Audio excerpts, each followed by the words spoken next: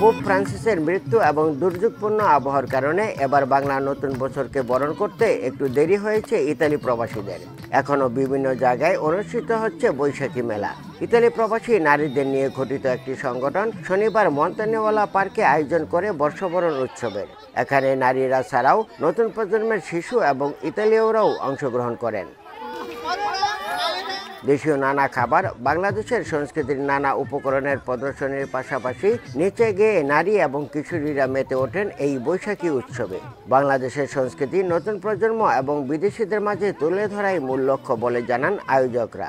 এই প্রোগ্রামটি করার উদ্দেশ্য হচ্ছে আমাদের নতুন প্রজন্মদের জন্য, যারা এখানে বড় হচ্ছে, বাংলাদেশের সংস্কৃতি পাচ্ছে না, তো তাদেরকে নিয়ে আমরা এই অনুষ্ঠানটি করি। আমরা ইতালিয়ানদেরকেও উদ্বুদ্ধ করতেছি আমাদের বাংলা সংস্কৃতিগুলো জানার জন্য। আমাদের এই সব উৎসবের ব্যাপারে আমরা অজ্ঞ এবং আমার মতে আরো এরকম ধরনের অনুষ্ঠান করা উচিত। এই বৈশাখী উৎসবে বিভিন্ন ক্ষেত্রে সফল নারীদের সম্মান জানিয়ে উত্তরীয় পরিয়ে দেওয়া হয়।